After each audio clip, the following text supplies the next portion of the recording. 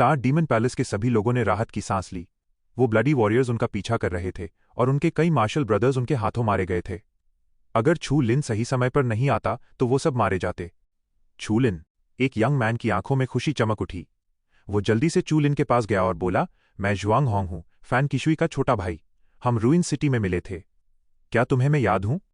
जुआंग Hong. छू लिन ने ऊपर देखा। उसे हल्का सा याद आ रहा था, पर बहुत क्लियरली नहीं। तुम यहां क्या कर रहे हो? छू लिन ने पूछा। मुझे याद है कि स्टार मीटियर मास्टर का ट्रांसमिशन अरे किसी सेफ जगह के लिए सेट था। ये ब्लडी अरीना तो एक बहुत डेंजरस डेथ जोन है। ये सच में ब्लडी अरीना है? जुआंग होंग ने एक कड़वी मुस्कान के साथ कहा। एल्डर मार्शल सिस्टर यून हमें हमारी डेस्टिनेशन तक ले जा रही थीं, लेकिन अचानक किसी मिस्टीरियस एग्जिस्टेंस ने सबस्पेस ट्रांसमिशन की फ्लक्चुएशन को तोड़ दिया और हमारी जान खतरे में पड़ गई। उसके बाद हमें कुछ पता नहीं चला और हम यहां आ गिरे। छू लिन ने बेकरारी से पूछा, यूं कहाँ है? वहां मौजूद सभी लोगों के चेहरे उदास हो गए। जुआंग होंग ने आह भरी। जैसे ही हम यहां गिरे, हमारा पीछा किया जाने लगा। वहां बहुत केओस मच गया था। हमें नहीं पता कि एल्डर मार्शल सिस्टर यून कहाँ गईं। लेकिन एक बात पक्की है, वो इस ब्लड स्टार अरीना में ही है। छू लिन के चेहरे पर चमक आ गई और वो खुशी से झूम उठा। बहुत बढ़िया, यून भी इसी ब्लड स्टार पर है। छू लिन ने आसमान में चमकती लाल रोशनी को देखा। कुछ खोकर वापस पा लेने की खुशी से उसका दिल भर आया। जुआंग होंग के चेहरे पर भी मुस्कान थी। इस खतरनाक और खून खराबे वाली जगह पर उसकी मुलाकात छू लिन से हो गई थी और वो इस मौके को हाथ से नहीं जाने देना चाहता था। फेक टियानक्वान लेवल के दुश्मनों को मुर्गियों की तरह भगा देना कोई छोटी बात नहीं थी। सबसे बड़ी बात थी कि वो एक दूसरे को जानते थे। ऐसी किस्मत बार बार कहाँ मिलती है। जुआंग होंग ने तुरंत एक प्लान सुझाया और बिना किसी झिझक के बोला, ब्रदर चू लिन, हमने एक आदमी से पूछा था। यहां पास ही एक गैदरिंग प्लेस है। अगर हम ऐसी जगह जाएं जहां बहुत सारे लोग हों तो हम एल्डर मार्शल सिस्टर यून को जल्दी ढूंढ सकते हैं। छू लिन को यह बात सही लगी। उसने तारीफ भरी नजरों से जुआंग होंग को देखा। स्टार डीमन पैलेस के लोग बिल्कुल बेकार नहीं थे। इन्फॉर्मेशन इकट्ठा करने के लिए उस गैदरिंग प्लेस तक जाना एक अच्छा आइडिया था।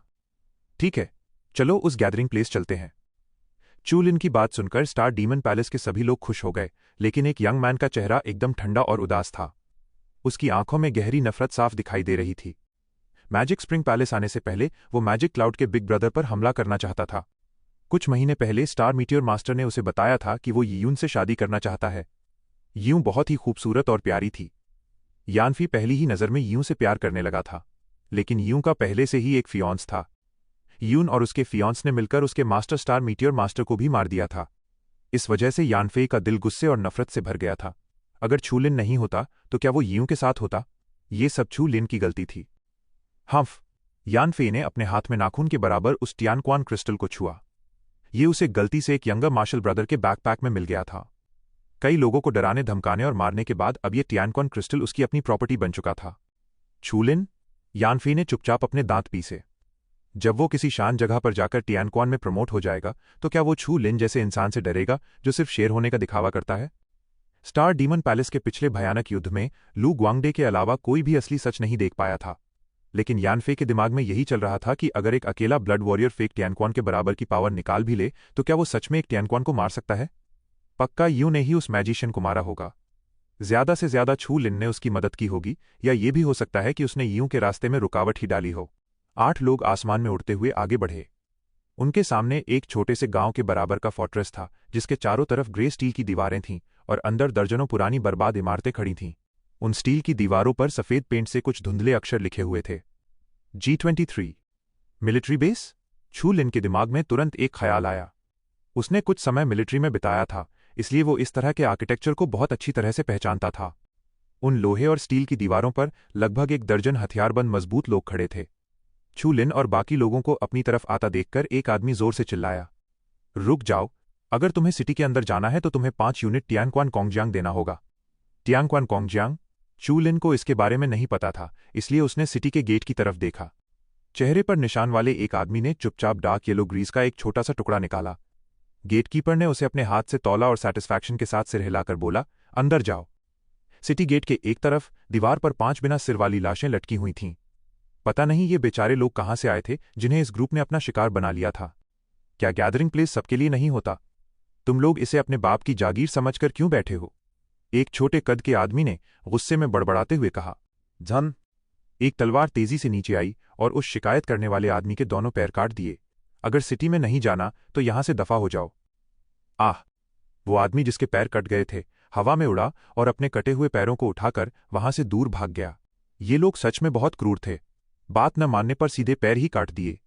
छू लिन ने त्योरी चढ़ाई और दूर क्षितिज की तरफ देखा। जुआंग होंग ने अपना सिर हिलाया और धीरे से बोला, ब्रदर चू लिन, इस ब्लडी कॉम्पिटिशन में हिस्सा लेने आने वाले ज्यादातर लोग खूंखार मुजरिम होते हैं। उनके हाथों पर अनगिनत लोगों का खून लगा है, इसलिए वो किसी भी दया के लायक नहीं है।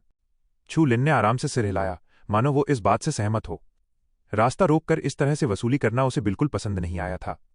सिटी में घुसने के बाद वो इन लोगों से आराम से हिसाब बराबर करने वाला था। जुआंग होंग ने आगे बताया, एल्डर ब्रदर, टियनक्वान कोंगजियांग असल में टियनक्वान लेवल के स्ट्रॉन्ग वॉरियर्स द्वारा इकट्ठा की गई सॉलिड एनर्जी होती है। वैसे तो इसे अपनी कल्टिवेशन के लिए रिजर्व एनर्जी की तरह इस्तेमाल किया जाता है, लेकिन इसे दूसरों के इस्तेमाल के लिए भी निकाला जा सकता है। चू लिन तुरंत समझ गया कि यहाँ टियनक्वान कोंगजियांग का इस्तेमाल करेंसी के तौर पर किया जा रहा था। दीवार पर खड़े वॉरियर ने ठंडी आवाज में कहा, अरे तुम लोग वहां क्या कर रहे हो? कहां से आए हो तुम जंगली लोग? क्या तुम्हें सिटी के अंदर जाना है? कोई और एनर्जी भी चलेगी। अगर अंदर नहीं जाना है तो यहां से निकल लो। चू लिन ने अपने अंदर उठ रहे मारने के इरादे को दबाया और एक कोर उनकी तरफ फेंकते हुए बोला, क्या ये चलेगा? उसे पकड़ने के बाद उस इनबॉर्न वॉरियर ने उसे ध्यान से देखा और फिर मजाक उड़ाते हुए बोला, ब्लड बीस्ट का क्रिस्टल न्यूक्लियस? सच में तुम लोग तो बिल्कुल जंगली हो। अगर तुम्हें इसी से पेमेंट करनी है तो तुम्हें 2000 देने होंगे। छू लिन ने बिना कुछ कहे अपना हाथ घुमाया। अगले ही पल गेट के सामने एनिमल कोर्स का एक पूरा ढेर लग गया। फिर वो बिना रुके उस गैदरिंग प्लेस के अंदर चला गया। 2000 एनिमल कोर्स कोई बहुत बड़ी बात नहीं थी। उसके पीछे खड़े स्टार डीमन पैलेस के डिसाइपल्स के पास भी इनकी कोई कमी नहीं थी। सबने अपने एनिमल कोर्स का ढेर निकाला और दरवाजे के सामने इकट्ठा कर दिया। अरे बाप रे! दीवार पर खड़े वॉरियर्स की आंखें चमक उठीं। ये लोग एक ही बार में इतनी सारी चीजें बाहर निकाल सकते थे। इसका मतलब उनके पास स्टोरेज इक्विपमेंट था। वॉरियर्स ने एक दूसरे को देखा। उनका प्लैनेट फोर्स के मामले में बहुत डेवलप्ड था, लेकिन टेक्नोलॉजी में कोई भी अच्छा नहीं था। भले ही वो फेक टियनक्वान लेवल के स्ट्रॉन्ग वॉरियर्स हों, लेकिन उन्होंने अपनी पूरी जिंदगी में कभी भी कोई स्टोरेज इक्विपमेंट इस्तेमाल नहीं किया था। कैप्टन, क्यों ना हम? एक कंजेनिटल मार्शल आर्टिस्ट ने अपनी गर्दन पर हाथ फेरते हुए इशारा किया। कैप्टन के चेहरे पर भी लालच चमक उठा, लेकिन फिर उसने खुद पर कंट्रोल किया और बोला, सब्र करो, अभी कोई जल्दबाजी मत करना, उनके पीछे बहुत सारे लोग हैं। जब वो एक बार हमारी टेरिटरी में घुस ही गए हैं तो क्या वो अपना कोई भी सामान यहां से बाहर ले जा पाएंगे? गहरा लाल चांद ब्लड स्टार के ऊपर बादलों में छिप रहा था। पूरी विशाल जमीन पर खून के रंग का एक भयानक सपना छा गया था, जिसे देखकर लोगों की सांसें अटक रही थीं। आसमान के बीचों बीच पता नहीं कब ब्लड मिस्ट का एक गुबार उठने लगा। जब इसे सांस के जरिए फेफड़ों में खींचा गया तो ये बहुत गाढ़ा और चिपचिपा महसूस हो रहा था। उस ठंडे चांद की रोशनी में आसमान और भी ज्यादा मिस्टीरियस और अजीब लग रहा था। एक आसमान में दो चांद कैसे हो सकते हैं? क्या ये कोई इल्यूजन है? शायद ये कोई मिराज हो। स्टार डीमन पैलेस के सभी लोग एक के बाद एक इसी बारे में बात कर रहे थे। इस दुनिया में यूनिवर्सल एजुकेशन नहीं थी और लोगों को ये सीधी सी बात भी समझ नहीं आ रही थी कि एक प्लैनेट के 2 सैटेलाइट्स भी हो सकते हैं।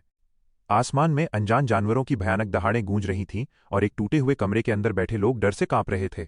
ये सच में एक अबैंडन्ड कैंप था। शायद किसी जमाने में यहां एक बहुत एडवांस साइंस और टेक्नोलॉजी वाली सिविलाइजेशन रहती थी, जो आखिर में किसी डिजास्टर की वजह से तबाह हो गई थी। चू लिन अपनी जगह पर बैठा था और लगातार एक्सोटिक एनिमल्स के मटेरियल्स को एक्सट्रैक्ट कर रहा था। उसकी प्रैक्टिस बिल्कुल पानी के बहाव के खिलाफ नाव चलाने जैसी थी, जहां आगे न बढ़ने का मतलब पीछे धकेला जाना था। निंग शुएजो ने ब्लू स्टार की उन सारी अच्छी चीजों को खत्म कर दिया था जो उन्हें हजारों सालों से मिली थीं। अब फ्यूचर में ऐसी चीजें कहां मिलने वाली थीं? यून की ट्रेनिंग स्पीड अभी भी तेजी से बढ़ रही थी और वो उससे ज्यादा पीछे नहीं रह सकता था। हम्फ! यान फेई ने चुपचाप छू लिन को घूरा और कमरे से खिसक गया। दूसरी तरफ जुआंग होंग ने अपने डिसाइपल्स को खबर निकालने के लिए भेजा। क्योंकि वो छू लिन का साथ नहीं छोड़ना चाहता था, इसलिए उसे अपनी तरफ से पूरी मेहनत करनी थी। जाने से पहले जुआंग होंग बोलते बोलते रुक गया। उसने अपने दांत पीसे और दबे पांव दौड़कर छू लिन के पास गया। एल्डर ब्रदर चू लिन, स्टार मीटियर मास्टर ने एक बार यान फेई को एल्डर मार्शल सिस्टर यून का होने वाला पति चुन लिया था। वो तुमसे दुश्मनी रखता है, इसलिए तुम्हें बचकर रहना चाहिए। चू लिन के हाथ में एक अजीब सी एनिमल बोन थी। एक हरी रोशनी चमकी और वो अजीब जानवर का स्केलेटन राख बनकर उड़ गया। छू लिन ने आराम से जवाब दिया, मुझे इस बारे में पता है। चू लिन अपना डार्क डेविल टच फैलाए हुए था। यान फेई की आंखों में बार बार नफरत और मारने का इरादा साफ दिख रहा था। वो छू लिन से कैसे छिप सकता था? बस अभी उससे निपटने का समय नहीं था। जैसे ही सही समय आएगा, छू लिन खुद यान फेई का सिर धड़ से अलग कर देगा। चू लिन ने तेजी से एक्सट्रैक्ट किया और जल्द ही अपने शरीर पर 1 दर्जन अलग अलग जीन चेन्स को स्टैक कर लिया। आऊ! चू लिन अपना सेकेंड ब्लड इकट्ठा करने ही वाला था। कैंप के बाहर दूर से एक लंबी चीख सुनाई दी और फिर बेतरतीब कदमों की आहट और लोगों के घबराने की आवाजें आने लगीं। वॉरक्राफ्ट की वेव आ रही है। भागो, जल्दी करो, सब लोग डिफेंड करने चलो, अगर दीवार टूट गई तो हम सब मारे जाएंगे। जुआंग होंग और यान फे घबराए हुए बाहर से कमरे में भाग कर आए। इससे पहले कि चू लिन कुछ पूछ पाता, लाल कपड़े पहने कंजेनिटल एसोसिएशन का एक मेंबर चू लिन पर चिल्लाया, तुम लोग जाकर सिमेन को डिफेंड करो। मैं तुम्हारी बात क्यों मानूं? कंजेनिटल एसोसिएशन द्वारा तय की गई जगह पर खड़े एक आधे नंगे मजबूत आदमी ने जबरदस्त मोमेंटम बाहर निकाला और उसके पास से एक तेज हवा का झोंका उठा। ये हमारे कैप्टन का ऑर्डर है, अगर तुम में हिम्मत है तो जाकर उनसे बहस कर लो। कंजेनिटल एसोसिएशन के मेंबर्स ने मजाक उड़ाते हुए कहा और उनके चेहरों पर एक चिढ़ाने वाली मुस्कान थी। वो मजबूत आदमी अचानक डर के मारे शांत हो गया। कंजेनिटल एसोसिएशन का कैप्टन टियानक्वान रेल्म का एक बहुत स्ट्रांग आदमी था। वो एक असली कैरेक्टर था जो सच में कल्टिवेशन के रास्ते पर चल रहा था। ये लोग उनसे बिल्कुल अलग थे। ब्रदर चू लिन जुआंग होंग ने चू लिन की तरफ देखा और उसके इशारे का इंतजार करने लगा। चू लिन ने आगे की तरफ हाथ हिलाया, पहले डिफेंस के लिए चलो, अगर कोई प्रॉब्लम होगी तो हम उनसे बाद में आराम से निपट लेंगे। जो लोग दूसरों को डराने धमकाने के लिए ही पैदा हुए थे, उन्हें चू लिन कैसे छोड़ सकता था? चूंकि वो लोग अभी सिटी में टैक्स और फीस वसूलने में बिजी थे, तो उन्हें वो सब थोड़ी देर के लिए अपने पास रखने दिया जा सकता था। जब सही समय आएगा तो वो सब चू लिन का हो जाएगा। हाँ, कंजेनिटल एसोसिएशन के उस मेंबर ने घमंड से हंसते हुए अपना सिर सबसे ऊंचे वॉच टावर की तरफ घुमाया। वॉच टावर पर लाल चोगे में खड़ा एक आदमी शांति से सब कुछ देख रहा था। उसे वहां से पूरे छोटे कैंप का नजारा साफ दिख रहा था। टियानक्वान रेल्म ही असली कल्टिवेटर होता है। टियानक्वान रेल्म में आते ही इंसान दुनिया की एनर्जी से जुड़ जाता है और उसके शरीर में जीन एनर्जी का एक कभी न खत्म होने वाला बहाव शुरू हो जाता है। अगर ये कैंप गिर भी जाए और यहां सब बुरी तरह मारे जाएं, तब भी वो इस वॉरक्राफ्ट की वेव में नहीं मरेगा। कैप्टन, चू लिन के पास से आए कंजेनिटल एसोसिएशन के मेंबर्स ने हंसते हुए लाल चोगे वाले कैप्टन को रिपोर्ट दी। कैप्टन, वो लोग जिमेन की तरफ चले गए हैं। अब हमें क्या करना है? टेंशन मत लो, उन्हें वॉरक्राफ्ट की वेव के साथ लड़कर मरने दो। इसी बहाने हम ये भी देख लेंगे कि उसके पास कौन कौन सी ट्रिक्स हैं। एक स्टोरेज डिवाइस? हे किस्मत से वो अब उनका होने वाला था। वेस्ट वॉल पर खड़े होकर चू लिन दूर से आती वॉरक्राफ्ट की उस ग्रे वेव को देख रहा था। उसके चेहरे पर कोई डर नहीं था और वो शांति से जुआंग होंग की रिपोर्ट सुन रहा था। मैंने इस कैंप का हिसाब लगाया है, यहां कम से कम 300 लोग हैं। अगर एक इंसान ने 5 यूनिट टियानक्वान कोंगजियांग भी दिया होगा तो कंजेनिटल एसोसिएशन के पास लगभग 2000 यूनिट्स जमा हो गए होंगे। ये तो सिर्फ इसी कैंप से इकट्ठा किया गया है। कौन जानता है कि उन्होंने और बोलते बोलते जुआंग होंग ने लालच में अपनी थूक गटक ली। टियानक्वान कोंगजियांग, जो कि टियानक्वान लेवल के स्ट्रांग वॉरियर्स की एनर्जी होती है, ब्लड वॉरियर्स की ट्रेनिंग के लिए बहुत बढ़िया रिसोर्स है। एक तरह से इसे टियानक्वान क्रिस्टल की जगह भी इस्तेमाल किया जा सकता है। 2000 यूनिट टियानक्वान कोंगजियांग मतलब एक इंसान के आधे साइज के बराबर। बढ़िया, चू लिन ने कहा। जब सही समय आएगा और अगर कंजेनिटल एसोसिएशन के लोगों ने उससे पंगा लेने की हिम्मत की तो फिर वो उन्हें बिल्कुल नहीं छोड़ेगा। तब तक वो 2000 यूनिट टियानक्वान कोंगजियांग भी उसके पास आ जाएगा। वॉरक्राफ्ट की वेव आ रही है। जमीन और आसमान के बीच एक ग्रे प्रेशर छा गया था। खून से सनी जमीन पर दूर से एक तेज और चुभने वाली चीख गूंज उठी। उस छोटे से अबैंडन्ड कैंप के चारों तरफ अजीब जानवर तेजी से दौड़ते हुए आ रहे थे। इतने सारे क्यों? इस बार सिर्फ छोटी फोर्सेज और अकेले लोग ही नहीं, बल्कि कंजेनिटल एसोसिएशन के मेंबर्स भी घबरा गए थे। इतने सारे अजीब जानवर तो एक ही बार में पूरे कैंप को खा सकते थे। यही ब्लडी अरीना था। चू लिन आराम से दूर देख रहा था, जहां इंसानों और जानवरों की ये लड़ाई इस अरीना का ही एक इवेंट थी। शायद आसमान में शांति से घूम रहे सैटेलाइट्स उन पर नजर रखे हुए थे, जो उनकी हर हरकत को रिकॉर्ड कर रहे थे, ताकि रियल टाइम इमेज डेटा के जरिए वार्म मैनर में छिपे बड़े लोगों का मनोरंजन हो सके। हा, चू लिन ने अपना सिर हिलाया। अगर मोमेंटम की बात करें तो वॉरक्राफ्ट की ये वेव ब्लू स्टार के किसी भी डिजास्टर लेवल के एलियन एनिमल टाइड के बराबर थी। लेकिन जूहे रूइंस के सिविलाइजेशन डिजास्टर के सामने ये कुछ भी नहीं था और ये उसे बिल्कुल नहीं डरा सकता था। वो पास आ रहे हैं। भीड़ में से एक कांपती हुई आवाज आई। कई लोगों के पैर डर से कांप रहे थे और वो पलटकर भाग जाना चाहते थे, लेकिन कैंप इतना छोटा था कि कहीं भी छिपना बेकार था। दहाड़! वॉरक्राफ्ट की दहाड़ से पूरी जमीन हिलने लगी। वो कैंप से सिर्फ कुछ मील दूर थे, लेकिन उनकी तेज स्पीड जरा भी कम नहीं हुई थी। सबसे पहले हिम्मत हारने वाला इंसान कंजेनिटल एसोसिएशन का ही एक मेंबर था।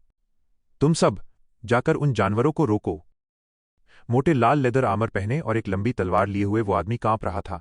उसे दूसरों पर धौंस जमाने की आदत थी। वॉरक्राफ्ट की वेव को सामने देखकर उसमें लड़ने की हिम्मत ही नहीं बची थी। ऐशो आराम की जिंदगी ने उसका सारा हौसला कब का खत्म कर दिया था। उस आदमी की बातों ने तुरंत भीड़ में गुस्सा भड़का दिया। सब लोग उसकी तरफ गुस्से से देखने लगे और चारों तरफ से आवाजें आने लगीं। कंजेनिटल एसोसिएशन हमें मरने के लिए छोड़ना चाहती है। Damn it! भाड़ में जाओ, मैं नहीं लड़ रहा। हम सब साथ में मरेंगे। अगर तुम कंजेनिटल एसोसिएशन से नहीं होते तो मैं तुम्हें कब का मार चुका होता। लाल लेदर आर्मर पहने उस आदमी ने खुद को शांत करने की कोशिश की। क्या तुम लोग हमसे पंगा लेना चाहते हो? जैसे ही उसने ये कहा, लोगों ने अपना गुस्सा पी लिया। कॉन्जेनिटल एसोसिएशन के लोगों की पावर बहुत ज्यादा थी। उनसे पंगा लेने की हिम्मत कौन करता? कॉन्जेनिटल एसोसिएशन का वो मेंबर खुश और घमंड से भर गया। जल्दी जाओ। क्या मुझे दोबारा बोलना पड़ेगा? खचाक! उसका सिर हवा में उड़ गया। छू लिन ने एक ही वार में उसका सिर धड़ से अलग कर दिया था। एक कीड़े की हिम्मत कैसे हुई उसके सामने इतना शोर मचाने की? सबने गहरी सांस ली। ये यंग मैन कुछ ज्यादा ही निडर था। भले ही वो सब भी कॉन्जेनिटल एसोसिएशन से नफरत करते थे, लेकिन उन्हें मारने की हिम्मत किसमें थी? कैंप के अंदर कॉन्जेनिटल एसोसिएशन का एक टैनक्वन लेवल का लीडर बैठा था। एक अधेड़ उम्र के वॉरियर ने हिम्मत जुटाई और धीरे से छू लिन से बोला, नौजवान, तुम कॉन्जेनिटल एसोसिएशन के लोगों को ऐसे नहीं मार सकते। अच्छा होगा तुम यहां से भाग जाओ। स्टार डीमन पैलेस के बाकी लोग तो बिल्कुल सन्न रह गए थे। कॉन्जेनिटल एसोसिएशन की किसी भी छोटी टीम का लीडर स्टार मीटियोराइट मैजिशियन की स्ट्रेंथ के बराबर हो सकता था। अगर ये कॉन्जेनिटल एसोसिएशन की कोई बड़ी टीम हुई तो क्या वो ब्लू स्टार को आसानी से कुचल नहीं देंगे? स्टार डीमन पैलेस के लोग इतने खुखार दुश्मनों से पंगा कैसे ले सकते थे? स्टार डीमन पैलेस के कई डिसाइपल्स अचानक डर गए और चुपचाप चू लिन से दूरी बनाने लगे। किसी पावरफुल इंसान का साथ मिलना अच्छा था, लेकिन अगर वो इंसान मौत के मुंह में कूदने का शौक रखता हो तो वो कोई सहारा नहीं, बल्कि सिर पर मंडराता हुआ मौत का फरमान था। जुआंग होंग ने देखा कि उसके आसपास के भाई नजरें चुरा रहे हैं। वो घबराकर बोला, अरे, तुम लोगों को बिग ब्रदर चू लिन की स्ट्रेंथ पर भरोसा नहीं है क्या? कुछ लोगों ने एक दूसरे की तरफ देखा। आखिर में छोटे कद वाला स्टार डीमन पैलेस का एक डिसाइपल आगे आया और हाथ जोड़कर बोला, एल्डर ब्रदर चू लिन और सीनियर ब्रदर जुआंग होंग, हम सच में कॉन्जेनिटल एसोसिएशन से पंगा नहीं ले सकते। मुझे माफ कर दो। इसके बाद स्टार डीमन पैलेस का वो डिसाइपल भीड़ में जाकर छिप गया और जानबूझकर चू लिन और जुआंग होंग से अलग हो गया। उसे देखकर बाकी बचे 4 स्टार डीमन पैलेस के डिसाइपल्स में से 3 ने भी तुरंत माफी मांगी और भीड़ में जाकर मिल गए। उनका ये साफ इशारा कैंप में मौजूद कॉन्जेनिटल एसोसिएशन के लोगों को ये बताने के लिए था कि उनका चू लिन से कोई लेना देना नहीं है। कॉन्जेनिटल एसोसिएशन के मेंबर को मारने में उनका कोई हाथ नहीं था। भीड़ में खड़ा यानफी अंदर ही अंदर हंस रहा था। छू लिन सच में बहुत बड़ी मुसीबत में फंसने वाला था। ये तो बहुत अच्छा हुआ। बस स्टार डीमन पैलेस का एक मोटा डिसाइपल बचा था जिसे जुआंग होंग ने कसकर पकड़ रखा था। मोटे कॉन्ग, मेरी बात मान, वरना तू बहुत पछताएगा। कॉन्गटाई के माथे से पसीना टपक रहा था। उसने अपना हाथ छुड़ाने की कोशिश की, लेकिन जुआंग होंग ने उसे जकड़ रखा था। उसकी हालत ऐसी थी कि वो बिना आंसुओं के रोना चाहता था। भले ही छू लिन कितना भी स्ट्रांग क्यों ना हो, वो अकेले इतने सारे दुश्मनों का सामना कैसे कर सकता था? लेकिन जुआंग होंग ने उसे खींचकर चू लिन के पास ला खड़ा किया। कॉन्गटाई को बहुत पछतावा हो रहा था। उसे लगा कि अब उसे जिंदा बचने का कोई ना कोई रास्ता ढूंढना ही पड़ेगा। जुआंग होंग ने कॉन्गटाई की पीठ थपथपाई, कुछ तो बोल। कॉन्गटाई कांप उठा। चू लिन की ठंडी नजरों के सामने उसे हिम्मत जुटाकर कहना ही पड़ा, ब्रदर चू लिन, मैं तुम्हारे साथ ही रहूंगा। छू लिन ने आराम से सिर हिलाया। इन दोनों से लड़ाई में कोई मदद मिलना तो मुश्किल था, लेकिन इन्फॉर्मेशन निकालने या छोटे मोटे काम करने के लिए ये ठीक थे। लोगों के मन में अजीब से ख्याल चल रहे थे। वो छू लिन और उन दोनों से दूर हट गए और आने वाली वॉरक्राफ्ट की वेव का सामना करने के लिए तैयार होने लगे। कैंप के वॉच टावर में कॉन्जेनिटल एसोसिएशन के मेंबर्स गुस्से में उबल रहे थे। कैप्टन, उनकी हिम्मत कैसे हुई हमारे आदमी को मारने की? ये जंगली बहुत घमंडी हैं। कैप्टन, मुझे जाकर उन्हें मारने की परमिशन दें। कैप्टन ने अपनी दाढ़ी खुजलाई, उसका चेहरा गंभीर था। पलक झपकते ही उस पहले जंगली और उसके साथियों ने एक दूसरे को धोखा दे दिया। सच में बहुत इंटरेस्टिंग है। जो खबर मिली थी उसके हिसाब से इस लड़के का नाम छू लिन है। सिर्फ एक ब्लड वॉरियर होकर भी इसके पास इतनी ज्यादा पावर है। ये जंगली तो सच में दिलचस्प है। कैप्टन ने अपना हाथ हिलाया, कोई जल्दी नहीं। हमें अभी किसी को भेजने की जरूरत नहीं है। हम थोड़ा और इंतजार करेंगे। वो सिर्फ ये नहीं देखना चाहता था कि चू लिन के पास कौन सी अच्छी चीजें हैं, बल्कि उसकी स्ट्रेंथ और मूव्स को भी परखना चाहता था ताकि पक्का यकीन हो सके। वो आ गए। छू लिन हवा में ऊंचा उड़ गया। एक्सोटिक एनिमल्स की वो लहर रुकने का नाम ही नहीं ले रही थी, मानो जानवरों का कोई अंतहीन समुंदर उमड़ आया हो। लोगों के चेहरे पीले पड़ते जा रहे थे, लेकिन उन्हें पता था कि पीछे भागने का कोई रास्ता नहीं है। उन्हें इस तबाही का सामना करना ही पड़ेगा। The dark realm. खून के रंग वाली जमीन पर सैकड़ों मीटर्स का एक डार्क फील्ड फैल गया।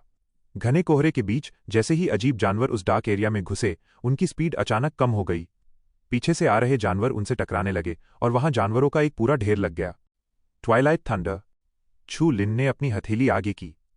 डार्क रेड थंडर सामने पागलों की तरह नाचने लगी और अनगिनत अजीब जानवर झुलसकर काली राख में बदल गए। वो सारे मॉन्स्टर्स राख बनकर जमीन पर गिर पड़े और उनके शरीरों से ब्लड मिस्ट के गुबार निकलने लगे। छू लिन की आंखें चमक उठीं और उसने अपना हाथ घुमाया। वो रेड मिस्ट उड़कर चू लिन के पास आ गई। तेजी से ठंडी होकर वो चींटी के बराबर छोटे छोटे क्रिस्टल्स में बदल गई, जिसने उसकी पूरी हथेली भर दी। बढ़िया चीज है, छू लिन खुशी से बोला। इस छोटे से दाने में दर्जनों लो लेवल एनिमल न्यूक्लियाई से भी ज्यादा एनर्जी थी। इसके अलावा इसमें एक्सोटिक एनिमल्स के जीन्स भी भरे हुए थे, जिन्हें अपनी जीन चेन बनाने की जल्दी थी। उनके लिए तो ये किसी वरदान से कम नहीं था। बाकी लोगों को भी एक्सोटिक एनिमल्स को मारने का फायदा समझ आ गया था। उन्होंने तुरंत अपनी सारी छुपी हुई ताकतों का इस्तेमाल करना शुरू कर दिया और अपनी जेनेटिक एनर्जी को बाहर निकालकर मॉन्स्टर टाइड में घुस गए। लालच इंसान से कुछ भी करवा सकता है।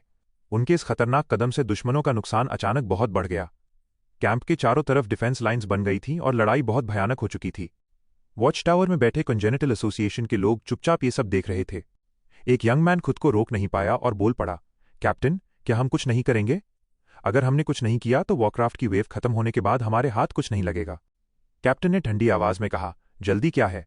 क्या उनके पास अभी उन ब्लड क्रिस्टल्स को अब्जॉर्ब करने का टाइम है? वो चाहे कितने भी खजाने क्यों ना लूट लें, आखिर में वो सब हमारे ही तो होंगे। कंजेनिटल एसोसिएशन के सभी लोग हंस पड़े। उनका लीडर सच में बहुत दूर की सोचता था। आसमान से एक विशाल चीज अपने पंख फड़फड़ाती हुई नीचे आई। उसके दोनों पंख इतने बड़े थे कि पूरे कैंप पर उसकी परछाई छा गई और लोगों के चेहरों का रंग उड़ गया। King of Warcraft. बूम! उसका मोमेंटम लगातार बढ़ रहा था। उसके दोनों पंखों ने एक खतरनाक तूफान ला दिया था। उस तेज हवा के सामने वॉरक्राफ्ट की वेव की स्पीड भी कम हो गई और कमजोर जानवर डर से कांपने लगे। ये किसी भी जानवर के अंदर का इंस्टिंक्ट था। छू लिन ने उसे घूर कर देखा। वो विशाल जानवर टियनक्वान लेवल की पावर का था। बड़े अफसोस की बात थी कि असली टियनक्वान से उसका फासला अभी भी बहुत ज्यादा था। ये एशियन ड्रैगन जायंट बीस्ट बहुत लंबे समय से फेक टियनक्वान लेवल पर अटका हुआ था। बिना किसी कल्टिवेशन स्किल्स और रिसोर्सेज के वो सिर्फ समय के साथ धीरे धीरे ही अपनी पावर बढ़ा सकते थे। शायद उसका ये लंबा इंतजार अभी और लंबा चलने वाला था। भागो! कोई पीछे मुड़ा और भागकर कैंप की फेंस के अंदर कूद गया। कुछ ऐसे लोग भी थे जिन्होंने जिंदगी और मौत के खेल ज्यादा देखे थे, इसलिए वो खुद को शांत रखने की कोशिश कर रहे थे। लेकिन इस जायंट बीस्ट के सामने उन्हें भी अपनी पावर कुछ नहीं लग रही थी। अगर कंजेनिटल एसोसिएशन का कैप्टन कुछ नहीं करेगा तो वो सब पक्का मारे जाएंगे। चू लिन ने आसमान की तरफ देखा और अपने दाएं बाएं इशारा करते हुए बोला, तुम लोग पीछे हटो, मैं ट्राई करता हूं। जुआंग होंग और कोंगटाई के दिलों की धड़कनें तेज हो गईं। बॉस, क्या तुम ये सब करना बंद कर सकते हो? क्या हम कंजेनिटल एसोसिएशन वालों के लड़ने का इंतजार नहीं कर सकते? छू लिन की सोच उन दोनों से बिल्कुल अलग थी। अगर आम जानवर इतने अच्छे ब्लड क्रिस्टल्स दे सकते थे तो इस बड़े वाले जानवर से तो पक्का बहुत कुछ मिलने वाला था। शैडो रोर, डार्क फायर, एक पर्पल लाइट सर्कल और गहरी डार्क फ्लेम एक ही साथ उस एशियन ड्रैगन बीस्ट पर गिरी। पहली वाली चीज सीधे उस बीस्ट के सीने और पेट के अंदर घुस गई। उसके विशाल शरीर की वजह से उसका स्पिरिचुअल रेजिस्टेंस बहुत ज्यादा था, लेकिन दूसरी चीज ने एशियन ड्रैगन बीस्ट के बालों को जलाना शुरू कर दिया और उसके शरीर में अपनी जड़ें जमा लीं। शुरुआत में एशियन ड्रैगन ने इस पर कोई ध्यान नहीं दिया, लेकिन बाद में उसे एहसास हुआ कि उसके सीने का दर्द लगातार बढ़ता जा रहा था। उसकी जबरदस्त वाइटैलिटी को ईंधन बनाकर वो डार्क फ्लेम और भी ज्यादा भड़कने लगी। वो उस जायंट बीस्ट के शरीर के अंदर घुस गई और उसके मांस और खून के समंदर में सांस लेने लगी। Roar! Asian dragon giant beast गुस्से और दर्द से पागल हो रहा था। एक छोटे से कीड़े ने उसे चोट पहुंचाई थी। उसके पंखों के नीचे से तेज हवा चलने लगी। जो इंसान और जानवर इसके लिए तैयार नहीं थे, वो हवा में उड़कर पीछे की तरफ जा गिरे। मोटे कॉन्ग, बचकर रहना। जुआंग होंग जमीन पर पड़े एक खून से सने पत्थर को कसकर पकड़े हुए था और कोंगटाई की तरफ देख रहा था। उसका भारी भरकम शरीर उस तूफान में उखड़कर हवा में झूल रहा था।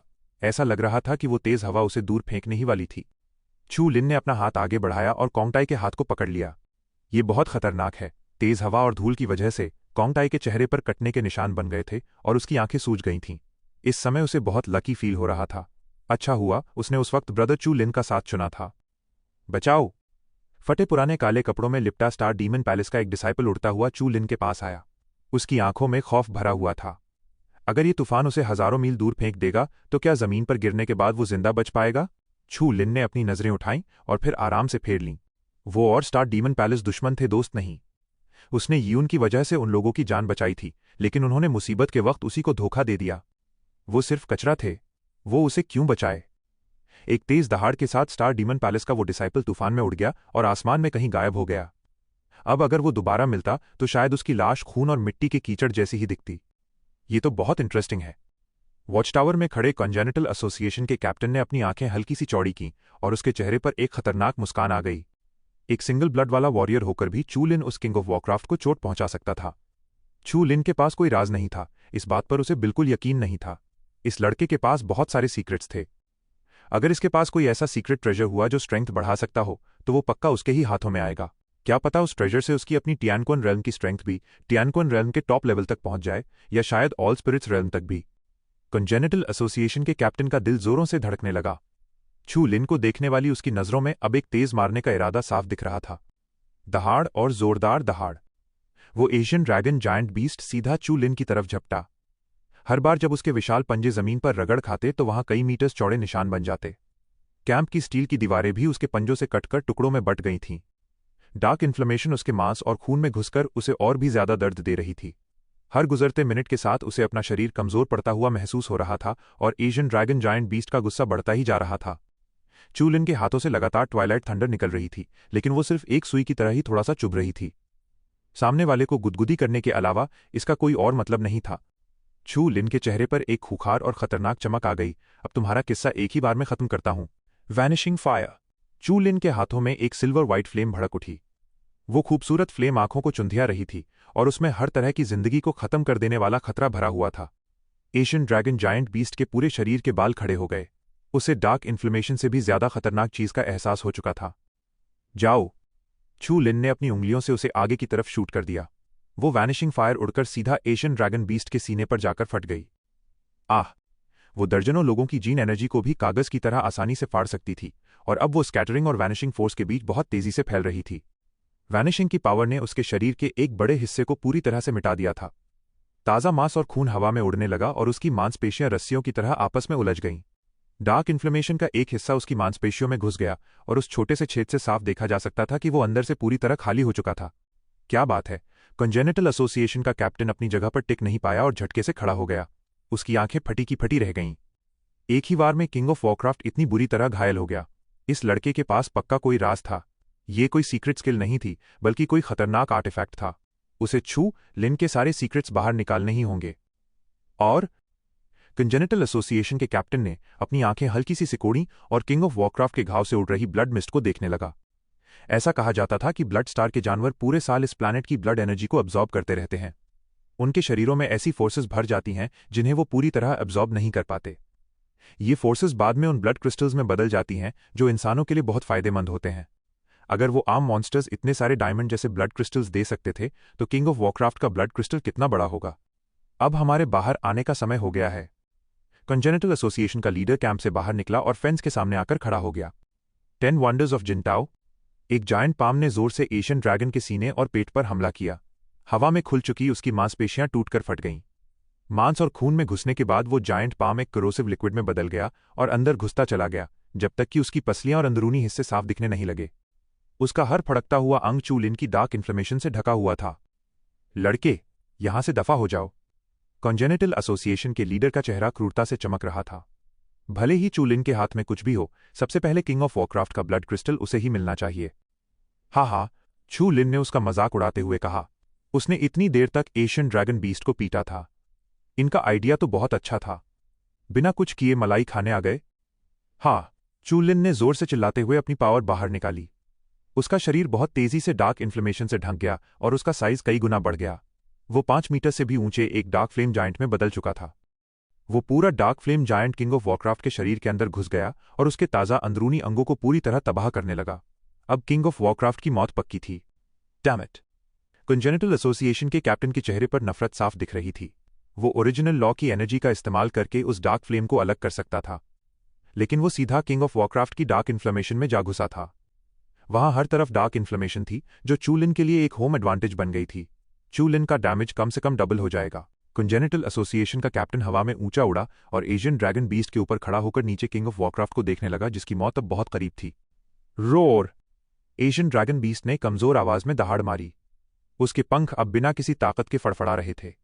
उसका विशाल शरीर नीचे की तरफ गिरने लगा, बिल्कुल किसी ढहती हुई इमारत की तरह। भागो! बचाओ! एक जोरदार दहाड़ के साथ किंग ऑफ वॉरक्राफ्ट जमीन पर आ गिरा। उसके सिर का एक हिस्सा कैंप के अंदर धंस गया और ज्यादातर कैंप मलबे में बदल गया। कैंप में अभी भी छिपे हुए कंजेनिटल एसोसिएशन के 1 दर्जन से ज्यादा मेंबर्स को मदद के लिए चिल्लाने का मौका तक नहीं मिला और वो कुचलकर कीचड़ बन गए। मुझे यकीन हो गया, अब मुझे पूरा यकीन है, कॉन्ग टाई ने खुले मुंह के साथ बड़बड़ाते हुए कहा।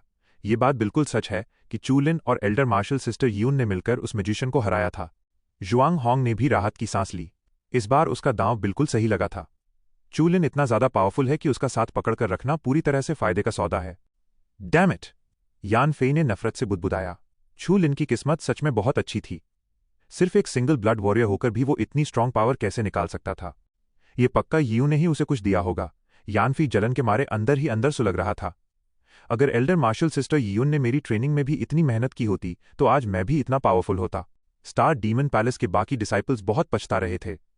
उनके सामने इतना स्ट्रांग सपोर्ट था और उन्होंने खुद उसे ठुकरा दिया था। अगर समय पीछे जा सकता तो वो बेशर्मों की तरह खुद जाकर उसे बिग ब्रदर बुलाते। जब कॉन्गटाई और स्टार डीमन पैलेस का एक और डिसाइपल तूफान में उड़ने वाले थे तब चू लिन ने बिना किसी झिझक के कॉन्गटाई को बचा लिया था, लेकिन उस दूसरे इंसान की तरफ देखा तक नहीं था। अफसोस की बात थी कि इस वक्त स्टार डीमन पैलेस के डिसाइपल सिर्फ बुरा ही सोच सकते थे। क्या होगा अगर चू लिन ने कंजेनिटल एसोसिएशन के लीडर को नाराज कर दिया और वो उसे मार दे? अगर ऐसा हुआ तो उनका फैसला अभी भी सही था। किंग ऑफ वॉरक्राफ्ट के शरीर से लगातार रेड मिस्ट निकल रही थी जो उसकी स्किन से बाहर आते ही तेजी से गायब हो रही थी। चू लिन ने हल्का सा हाथ घुमाया और वो घनी ब्लड मिस्ट घूमकर उसके हाथों में आ गई। एक हल्की सी क्लिकिंग आवाज के साथ वो उसके हाथों में कॉन्डेंस होने लगी। थोड़ी ही देर में चू लिन की हथेली पर एक केटल के साइज का ब्लड क्रिस्टल आ गया। ये किंग ऑफ वॉरक्राफ्ट के हजारों सालों के कॉन्डेंसेशन का नतीजा था। चू लिन, तुम्हारी हिम्मत कैसे हुई? कंजेनिटल एसोसिएशन का लीडर जोर से चिल्लाया। उसकी मूवमेंट बहुत तेज थी और उसने चू लिन के हाथ से उसे छीनने की कोशिश की। चू लिन ने ठंडी आवाज में स्नॉट किया। जो चीज मेरे हाथ में आ गई उसे छीनने की तुम्हारी हिम्मत कैसे हुई? उसने अपनी कलाई को हल्का सा घुमाया और उस ब्लड क्रिस्टल को अपने नैनो कंप्रेसर में डाल लिया। बहुत बढ़िया, बहुत बढ़िया।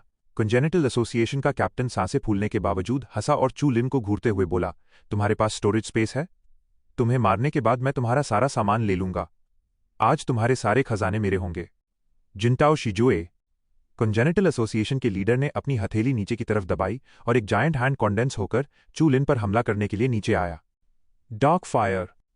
डार्क फ्लेम जायंट जोर से दहाड़ा और उसने अपनी मोटी डार्क फ्लेम वाली आर्म से कंजेनिटल एसोसिएशन के लीडर पर हमला कर दिया। मौत को बुलावा दे रहे हो? कंजेनिटल एसोसिएशन के लीडर ने जल्दी से उस एनर्जी जायंट हैंड को मैनिपुलेट करके चू लिन को पकड़ने की कोशिश की और देखने लगा कि चू लिन खुद उस एनर्जी जायंट हैंड से टकराने आ रहा था। जिनटाओ शिजुए का यह नाम इसलिए था क्योंकि ये किसी जमाने में एक बेहतरीन मार्शल आर्ट्स मास्टर की स्किल हुआ करती थी। कंजेनिटल एसोसिएशन के लीडर ने इसे स्टडी करने के बाद इसमें विंड, फायर, थंडर, आइस और पॉइजन जैसे 10 बदलाव किए थे।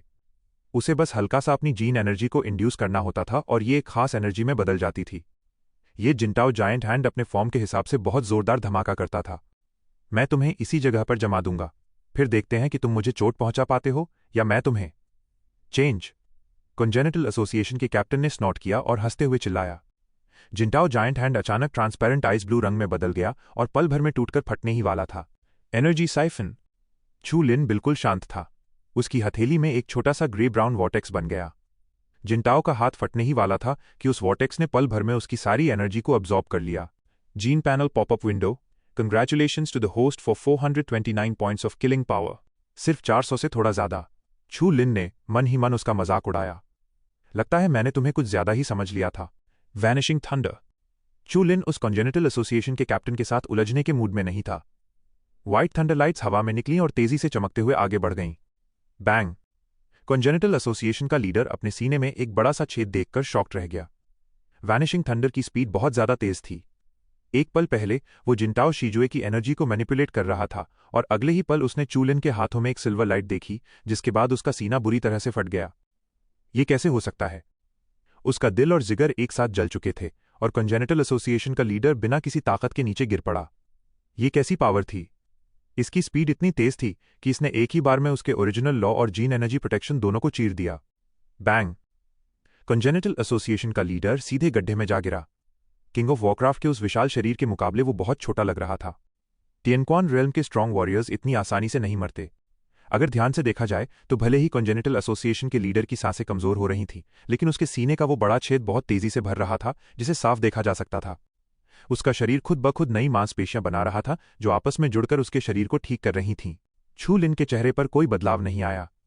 उसने अपनी कलाई को हल्का सा घुमाया और हाथ जितनी मोटी कई ट्वाइलाइट थंडर जोरदार आवाज के साथ नीचे गिरी। Bang bang bang! 1 दर्जन से ज्यादा बिजलियां तब तक गिरती रहीं जब तक कि कंजेनिटल एसोसिएशन के लीडर के शरीर में कोई जान नहीं बची और फिर चू लिन ने उस पर थोड़ी सी डार्क इन्फ्लेमेशन फेंक दी। फ्यू! वो आग भड़की और तेजी से बुझ भी गई। वहां जलने के लिए कुछ भी बाकी नहीं बचा था। कॉन्गटाई का दिमाग सुन्न हो गया और वो जमीन पर बैठ गया। उसे पता था कि उसका नया बिग ब्रदर बहुत पावरफुल है, लेकिन उसने ये कभी नहीं सोचा था कि वो इतना ज्यादा पावरफुल होगा। टिएनक्वन रेल्म के एक स्ट्रांग वॉरियर को चू लिन ने कुछ ही मूव्स में मार दिया था। जुआंग होंग ने अपने जोरों से धड़कते दिल पर हाथ रखा। उसे अपनी आंखों पर यकीन नहीं हो रहा था। जुआंग होंग के दिमाग में एक अजीब सा ख्याल आया। एल्डर मार्शल सिस्टर यियून और चू लिन ने मिलकर स्टार मीटियर मास्टर को मारा था। उस लड़ाई की मेन फोर्स चू लिन नहीं हो सकता। असल में एल्डर मार्शल सिस्टर यियून ही असिस्टेंट रही होगी। अगर ध्यान से सोचा जाए तो उन सबकी स्किल स्टार मीटियर मास्टर से ही आई थीं। भले ही यियून कितनी भी पावरफुल हो, वो उन्हीं मूव्स का इस्तेमाल करती थी जिन्हें स्टार मीटियर मास्टर बहुत अच्छे से जानता था। तो फिर एल्डर मार्शल सिस्टर यियून कैसे जीत सकती थी?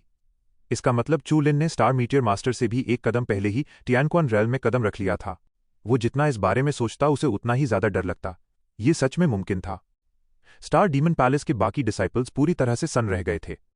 इतना जबरदस्त सपोर्ट, लेकिन उन्होंने खुद ही इस सपोर्ट को ठुकरा दिया था। उनके दिलों में बहुत दर्द हो रहा था। G23 कैंप के सभी लोग शॉक थे और आसमान में उस फिगर को देख रहे थे। पहले किंग ऑफ वॉरक्राफ्ट को मारना और फिर कॉन्जेनिटल एसोसिएशन के कैप्टन को मारना, उसने बड़े ही ब्रूटल तरीके से अपने रास्ते की सारी रुकावटें हटा दी थीं। कैंप का मालिक अब बदल चुका था। किंग ऑफ वॉरक्राफ्ट मर चुका था और नदी का बांध टूटने जैसी वो वॉरक्राफ्ट की वेव अब पूरी तरह हिल चुकी थी। एक्सोटिक एनिमल्स की आंखों का वो खूनी रंग फीका पड़ रहा था और अब उनमें सिर्फ पैनिक और डर बचा था। वो बहुत ज्यादा स्मार्ट नहीं थे, लेकिन इतने बेवकूफ भी नहीं थे।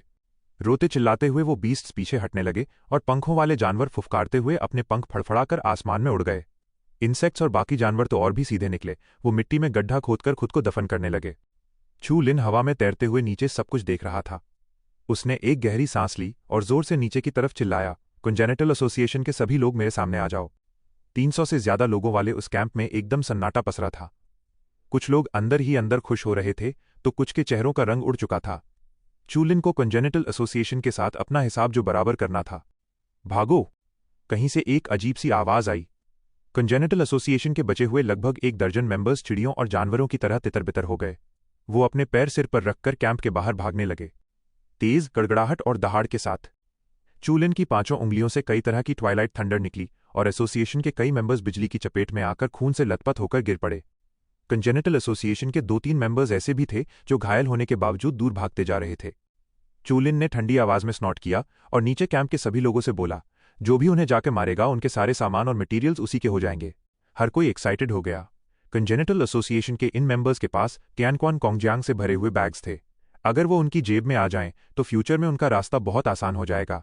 भले ही वो खुद इसे इस्तेमाल ना कर पाएं, लेकिन इसे बाहर ले जाकर ट्रेड करना भी एक बहुत बड़ी किस्मत की बात होगी।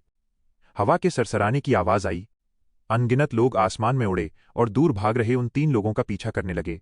उनकी नजरों में वो 3 लोग अब इंसान नहीं थे, बल्कि दौड़ती भागती दौलत थे। मौका सामने हो तो कौन उसे छोड़ना चाहेगा? चू लिन का चेहरा एकदम शांत था। जो लोग नेचुरली कमजोरों को परेशान करते थे, न जाने कितने कमजोर लोग उनकी तलवार का शिकार हुए होंगे। आज वो खुद कमजोर बन गए थे। ये उनके बुरे कामों की सजा थी। अभी बात खत्म नहीं हुई थी। चू लिन की आंखें भीड़ में किसी को तलाश रही थीं और जल्द ही वो यान फेई पर जाकर टिक गईं। उसके चेहरे पर एक मजाक उड़ाने वाली मुस्कान आ गई। पूरे रास्ते में यान फेई ने कई बार अपनी आंखों से उसे मारने का इरादा दिखाया था। हालात ऐसे थे कि उसे मौका नहीं मिला, लेकिन अब उसका किस्सा एक ही बार में खत्म करने का वक्त आ गया था। यान फेई, बाहर निकल कर आ! चू लिन जोर से दहाड़ा। भीड़ में छिपा यान फेई डर से कांप उठा। उसने ऊपर देखा और उसके दांत लगातार बज रहे थे। क्या तू हमेशा से यही नहीं चाहता था? अब मौका आ गया है, चल अच्छे से लड़ते हैं। चू लिन के चेहरे पर एक खतरनाक मुस्कान आ गई। यान फेई का दिल जोरों से धड़कने लगा और वो हकलाते हुए बोला, चू लिन, मैं यियून का यंगर ब्रदर हूं। तुम मुझे नहीं मार सकते। हाँ, चू लिन ने मजाक उड़ाते हुए कहा, मतलब तू मुझे मार सकता है लेकिन मैं तुझे नहीं? बहुत बढ़िया सोच है तेरी। मर जा! एक हाथ जितनी मोटी डार्क रेड लाइटनिंग आसमान चीरती हुई सीधी यान फेई की तरफ आई, जिसकी आंखों में दहशत भरी हुई थी। एक जोरदार धमाका हुआ। उफ! यान फेई ने जल्दी से अपना ओरिजिनल मेथड फिल्म खोल लिया, लेकिन ओरिजिनल मेथड सिर्फ हल्की एबनॉर्मल एनर्जी को रोकने के लिए सही था। इतने जोरदार ब्लास्टिंग डैमेज को रोकना इसके बस की बात नहीं थी। यान फेई की ओरिजिनल मेथड फिल्म एक झटके में चमकी और फट गई। उसके दाहिने चेहरे पर एक बड़ा सा घाव बन गया। जुगनुओं की तरह अनगिनत ग्रीन लाइट स्पॉट्स ने यान फेई को घेर लिया और एक स्पेशल फ्लक्चुएशन की वेव वहां से निकली। Transmit wave. चू लिन ने हल्की सी थ्योरी चढ़ाई। यान फेई ऐसा कैसे कर सकता है? या फिर उसके पास कौन से टेलीपोर्टेशन आइटम्स हैं? तेज कड़कड़ाहट की आवाज आई। ग्रीन फ्लोरेसेंस लगातार बढ़ता जा रहा था। चू लिन ने अपना हाथ उठाया और कई ट्वाइलाइट थंडर उस पर गिर पड़ी। यान फेई का शरीर बिजली से जल चुका था, उसकी आंखें बेजान हो गई थीं और उसकी सांसें लगातार उखड़ने लगी थीं। हवा में एक हल्की सी आवाज हुई। उस ग्रीन फ्लोरेसेंस के नीचे यान फेई की परछाई हल्की सी चमकी और वो पूरा इंसान उस खूनी जमीन से गायब हो गया। हम्फ, चू लिन ने मुंह बनाते हुए कहा, यान फेई सिर्फ एक फेक टियानक्वान मार्शल आर्टिस्ट है। अगर वो इतनी बुरी तरह से घायल है तो वो जिंदा नहीं बच सकता। अगर भागना ही है तो बस अपनी कब्र के लिए जगह बदल ले। चू लिन धीरे धीरे नीचे आया और कैंप के बीच में बने वॉच टावर की तरफ उड़ने लगा। ये वो जगह थी जहां कभी कंजेनिटल एसोसिएशन का कब्जा था, लेकिन अब ये उसकी थी। चू लिन के जाने के बाद स्टार डीमन पैलेस के कई डिसाइपल्स एक दूसरे का मुंह देखने लगे। आखिर में वो सिर्फ एक गहरी आह ही भर सके। चूंकि चू लिन ने उनका पीछा नहीं किया था, इसलिए पुरानी बातें खत्म हो चुकी थीं और अब उनका इस कैंप में रुकने का कोई मतलब नहीं था। चलो चलते हैं। स्टार डीमन पैलेस का एक डिसाइपल सिर झुकाए हुए उस खूनी बंजर जमीन की तरफ बढ़ गया। स्टार डीमन पैलेस के बाकी डिसाइपल्स बिना किसी ताकत के उसके पीछे चल दिए। एक ने मुड़कर कैंप की तरफ देखा, जहां कॉन्गटाई खुशी खुशी मरे हुए लोगों का सामान इकट्ठा कर रहा था। उसका दिल कड़वाहट से भर गया। उस मोटे की किस्मत खुल गई। चू लिन ने हल्के से वॉच टावर को छुआ। एक ही नज़र में उसने टावर के अंदर अबैंडन्ड कॉन्सोल की एक लाइन देखी। कॉन्सोल के की कैप्स टूट चुके थे और बस पीले जंग वाली मेटल रॉड्स की एक लेयर बची थी। मिलिट्री ग्रीन पेंट की परतें उखड़कर जमीन पर गिर चुकी थीं। चू लिन ने अपना सिर हिलाया। उसे नहीं पता था कि ये मिलिट्री कैंप कितने सालों से वीरान पड़ा था। मार्शल आर्ट्स और वेरिएशन के इस जमाने में कोई भी साइंस और टेक्नोलॉजी की कामयाबियों के बारे में नहीं सोचने वाला था। थोड़ी देर बाद कॉन्गटाई अपने हाथ में 2 नैनो कंप्रेसर्स लिए कमरे में आया। ब्रदर चू लिन, ये 1000 यूनिट टियानक्वान कॉन्गजियांग है। इससे पहले कि चू लिन कुछ बोल पाता, कॉन्गटाई ने बेबसी से आगे कहा, तुमने कंजेनिटल एसोसिएशन के लीडर का टियानक्वान कॉन्गजियांग तो जला ही दिया। जो 3 लोग जंगल की तरफ भागे थे, उनके मटीरियल्स पीछा करने वालों ने आपस में बांट लिए और कुछ इस्तेमाल होकर बर्बाद हो गए। बस यही बचा है। चू लिन ने सिर हिलाया और सीधा एक नैनो कंप्रेसर अपने पास रख लिया। बाकी तुम और ज्वांग होंग बराबर बांट लो। मेरे लिए काम करने वालों का खाली हाथ रहना ठीक नहीं है। कॉन्गटाई का चेहरा खुशी से खिल उठा। ये बिग ब्रदर सच में बहुत दरियादिल था। थैंक यू ब्रदर चू लिन। ज्वांग होंग भी ठीक उसी वक्त हाथ में एक गोल्डन स्क्रोल लिए अंदर आया। ब्रदर चू लिन, ये कंजेनिटल एसोसिएशन के लीडर के सामान में मिला है। उस कंजेनिटल एसोसिएशन वाले लीडर की चीज। चू लिन की आंखें चमक उठीं और उसने जल्दी से उसे ले लिया, लेकिन एक स्पिरिचुअल एनर्जी की स्ट्रीम ने उसे रोक दिया। ये तो सच में कमाल की चीज है। तभी तो ये उसकी ट्वाइलाइट थंडर और डार्क फायर में भी बच गई। उस गोल्डन बुक के ऊपर अजीब शब्दों की एक लाइन लिखी थी जो ब्लू स्टार के कल्चर से बिल्कुल अलग थी। चू लिन ने अंदाजा लगाते हुए उन शब्दों को पढ़ा। गोल्डन ताओ जुए। ये तो वही स्किल थी जो उस लीडर ने सीखी थी। ये टियानक्वान लेवल की चीज है। चू लिन अचानक एक्साइटेड हो गया और उसका दिमाग पूरी तरह से उसमें लग गया। वो ये समझने की कोशिश करने लगा कि इस बुक में सील की गई स्पिरिट को कैसे क्रैक किया जाए। ज्वांग होंग और कॉन्गटाई ने एक दूसरे को देखा और चुपचाप उस वॉच टावर से बाहर निकल गए। अब वहां सिर्फ चू लिन उस गोल्ड बुक को पकड़े बैठा था। टियानक्वान रेल्म के मार्शल आर्ट्स प्रैक्टिशनर्स हेवन और अर्थ पॉइंट्स के होल को खोल सकते हैं, बिल्कुल टियानक्वान के टॉप की तरह। उनके शरीर से लगातार हर तरह की एनर्जी निकलती रहती है और वो ब्लड वेसल्स और जीन चेन्स जिन पर अर्लियर प्रैक्टिशनर्स डिपेंड करते थे, वो धीरे धीरे अपना फंक्शन खो देते हैं, क्योंकि पावर उनका साथ नहीं दे पाती। अपनी सिचुएशन के हिसाब से टियानक्वान रेल्म के एंसेस्टर्स ने टियानक्वान रेल्म से जुड़ी स्किल्स का एक स्कूल बनाया था, जो टियानक्वान रेल्म की स्ट्रेंथ को पूरी तरह से इस्तेमाल कर सकता है। ये गोल्डन टाओ जुए उन्हीं में से एक है। चू लिन ने ज्यूजी स्कूल में जो 4 सीक्रेट सीखे थे, वो भी टियानक्वान स्टेट स्किल्स ही थीं। लेकिन वो पूरा चैप्टर इतना मुश्किल और अजीब था कि चू लिन अभी तक उन्हें इस्तेमाल नहीं कर पाया था। स्टार मीटियो मास्टर अभी भी वीक था। भले ही वो अपने यूनिक एडवांटेजेस और पावरफुल ब्लड की वजह से प्लैनेट का सबसे पावरफुल इंसान बन गया था, लेकिन उसे डर था कि टियानक्वान स्टेट स्किल्स वाले लोगों के सामने उसे मार खानी पड़ेगी और भागना पड़ेगा। चू लिन के एक्सप्लोर करने पर जिन ताओ जुए के आगे और पीछे के हिस्से तो पढ़े जा सकते थे, लेकिन मार्शल आर्ट्स का बीच का हिस्सा अभी भी एक अजीब स्पिरिचुअल एनर्जी से बुरी तरह ब्लॉक था। मैं ये नहीं मान सकता कि मैं इसे सॉल्व नहीं कर सकता। चू लिन ने अपने हाथ में गोल्डन टाओ जुए को पकड़ा। जीन पैनल अचानक खुला और उसकी हथेली ने गोल्डन बुक के कवर की तरफ इशारा किया। Gene extraction. एक प्योर व्हाइट एनर्जी मास खिंचकर चू लिन के हाथों में आ गया। वू। चू लिन को ऐसा लगा जैसे उस एनर्जी ग्रुप से कोई दर्द भरी आवाज आ रही हो। फिर उस गोल्ड बुक से धुएं का एक गुबार निकला। वो धुआं चू लिन के सामने इकट्ठा हुआ और कॉन्डेंस होकर एक सिर के शेप में बदल गया। कौन? तुम शेनफेंग नहीं हो? तुम कौन हो? चू लिन एकदम शांत था और मन ही मन सोच रहा था। ऐसा लग रहा था कि कॉन्जेनिटल एसोसिएशन का वो कैप्टन जिसे उसने मारा था, उसका नाम शेनफेंग था। एक हल्की सी हवा चली और वो धुएं का सिर हवा में थोड़ा सा बिखरने लगा। उसने जल्दी से एक धमकी देते हुए कहा, लड़के, तुम चाहे जो भी हो, अगर तुमने मेरी कॉन्जेनिटल एसोसिएशन को छेड़ने की हिम्मत की तो मैं तुम्हारी वो हालत करूंगा कि तुम न जी पाओगे न मर पाओगे। छू लिन ने उस धुएं की तरफ हाथ हिलाया और वो धुएं का सिर अचानक गायब हो गया। छू लिन को उस धुएं के गुस्से वाले चेहरे को मिटाकर बहुत सुकून मिला। मुझे कोई फर्क नहीं पड़ता कि तुम्हारी कॉन्जेनिटल एसोसिएशन क्या है, ये स्किल अब मेरी है। चू लिन ने खुशी से गोल्डन टाओ जुए को खोला और एक्साइटेड होकर उसके पन्ने पलटने लगा। जिन टाओ जुए का कंटेंट काफी कॉम्प्लिकेटेड था। ये निंग श्वेजो की किताबों की तरह आसान नहीं था। उस किताब को पढ़ने में पूरी दोपहर लग गई और फिर उसने एक एक वर्ड को गहराई से समझा। क्या कमाल की टियानक्वान स्टेट स्किल है। जैसे ही चू लिन ने अपना हाथ उठाया, जीन एनर्जी से बना एक हाथ चू लिन के सामने आ गया। जाओ। हथेली के एक ही वार के साथ वो वॉच टावर की पत्थर की दीवार पर जा लगा। पूरा टावर जोर से हिलने लगा और पत्थर की दीवार पर एक साफ लकीरों वाला पाम प्रिंट छप गया। छत की धूल और धुआं छंटने लगा और वॉच टावर के बाहर तेज कदमों की आवाज सुनाई दी। बिग ब्रदर, ब्रदर चू लिन। जुआंग होंग और कोंगटाई एक साथ वॉच टावर के अंदर घुसे। उनके पीछे एक दुबला पतला और कमजोर सा आदमी था जिसे बुरी तरह से बांधा गया था। उसके कपड़ों से साफ लग रहा था कि वो कॉन्जेनिटल एसोसिएशन का ही बचा हुआ कोई मेंबर है। मैं ठीक हूं। छू लिन ने अपना हाथ हिलाया और उनके पीछे खड़े आदमी की तरफ इशारा किया। ये कौन है? जुआंग होंग ने हंसते हुए कहा, ये लड़का भी कमाल है। ये एक अजीब जानवर की लाश के पेट में छिपा हुआ था और कैंप के लोगों ने इसे ढूंढ निकाला।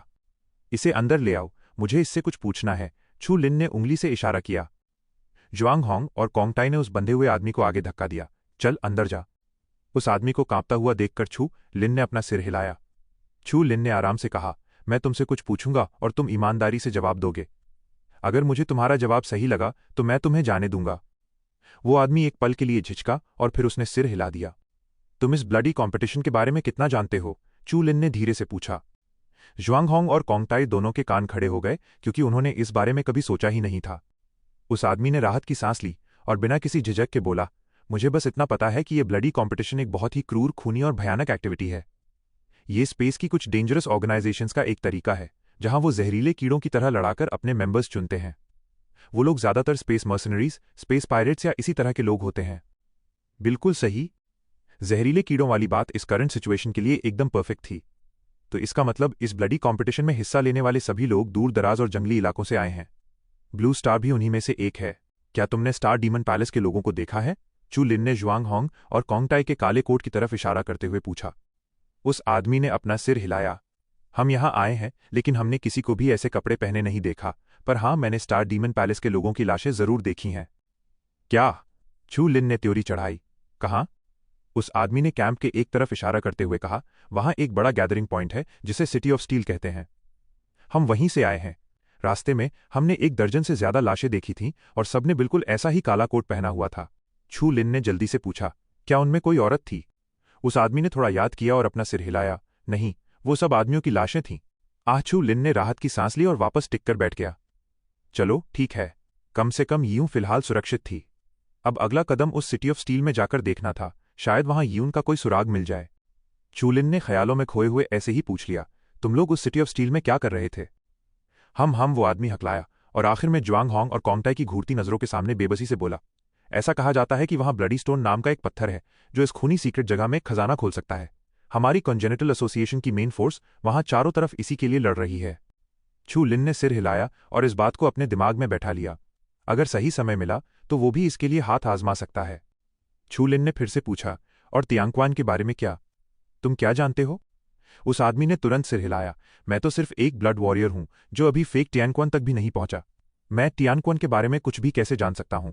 उस आदमी के चेहरे पर उदासी छा गई। हमारा होम टाउन एनर्जी और वाइटैलिटी से भरा हुआ है। वहां बड़ा होते ही हर कोई ब्लड वॉरियर बन जाता है। लेकिन मैं फेक टियांक्वान तक पहुंचने की कोशिश में कई बार अटक चुका हूं। क्या? जुआंग होंग और कोंगटाई को अपने कानों पर यकीन नहीं हुआ। आज वो जिस लेवल पर थे वहां तक पहुंचने के लिए उन्हें ना जाने कितनी मेहनत करनी पड़ी थी और कितना दिमाग लगाना पड़ा था। कड़ी मेहनत और किस्मत दोनों का होना बहुत जरूरी था। एक छोटी सी गलती का मतलब सीधा मौत था। और दूसरी तरफ इन लोगों के होम टाउन में बच्चे बड़े होते ही ब्लड वॉरियर्स बन जाते हैं।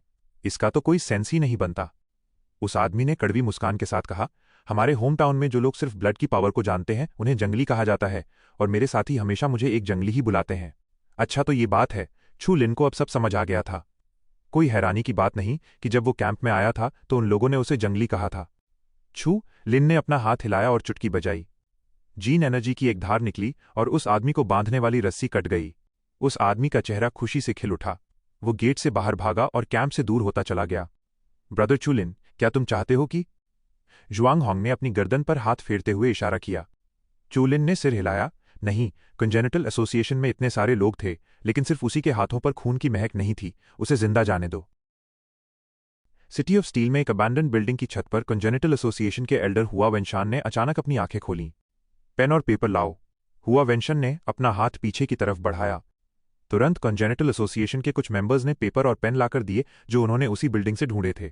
हुआ वेनशान ने जल्दी से पेपर पर कुछ ड्रॉ करना शुरू किया। कुछ ही मिनट्स में एक सफेद पेपर पर छू लिन का चेहरा छप गया। हुआ वेनशान ने छू लिन की वो पिक्चर उठाई और बोला, इसकी और कॉपीज बनाओ। इसे सब में बांट दो। जब भी तुम्हें ये आदमी दिखे, उसे जान से मार देना। हाँ। कंजेनिटल एसोसिएशन के मेंबर्स चू लिन का वो पोर्ट्रेट पकड़कर तुरंत कमरे से बाहर चले गए। हम्फ। उस हाईराइज बिल्डिंग की छत पर तेज हवा उसके चेहरे पर टकरा रही थी। हुआ वेंशन ने राहत की एक लंबी सांस ली और अपना गुस्सा शांत किया। अगर वो ब्लडी स्टोन इतना इंपॉर्टेंट नहीं होता तो वो खुद G23 कैंप जाकर उस लड़के को बताता कि कंजेनिटल एसोसिएशन से पंगा लेने का क्या अंजाम होता है। क्या उसने कंजेनिटल एसोसिएशन को कोई कमजोर बिल्ली समझ रखा है? हुआ वेंशान ने अपने बगल में खड़े आदमी की तरफ देखा। मुझे याद है, एक टीम ने रिपोर्ट दी थी कि उन्होंने कुछ लोगों को मारा है जिन्हें स्टार डीमन पैलेस कहते हैं, और उनके साथ एक औरत भी थी। हाँ। एसोसिएशन के उस मेंबर ने सिर हिलाया। हुआ वेंशन के चेहरे पर एक खूंखार मुस्कान आ गई। उनसे कहो कि उस औरत को यहां भेज दें। आखिरकार एक और ब्लड वेसल मिल ही गया। छू लिन ने अपनी हथेली को कसा। उसकी मजबूत कलाई जेनेटिक एनर्जी से भरी हुई थी। प्लूरल ब्लड ने उसे पहले से बहुत ज्यादा पावरफुल बना दिया था।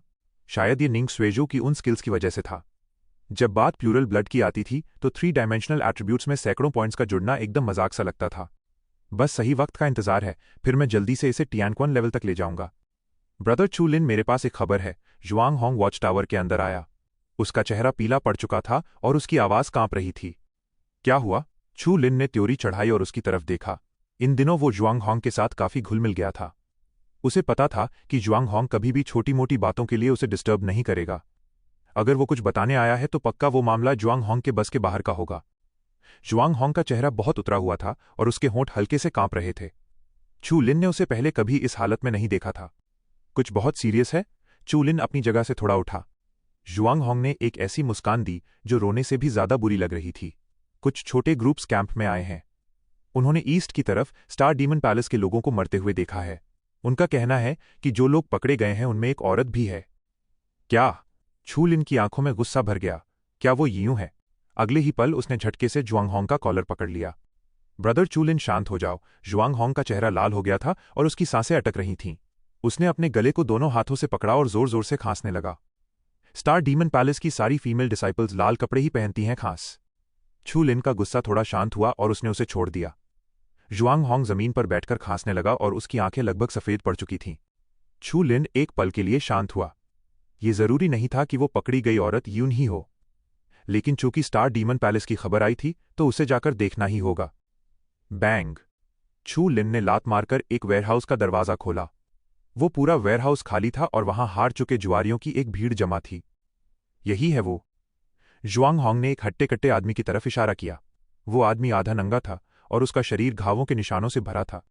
चू लिन और जुआंग होंग की इस हरकत ने वहां मौजूद उन तमाशबीनों का ध्यान खींच लिया जिनके पास अपनी एनर्जी निकालने का कोई रास्ता नहीं था। वो सब चमकती आंखों के साथ उनके चारों तरफ जमा हो गए। ये तो छू लिन है। ये छू लिन कौन है?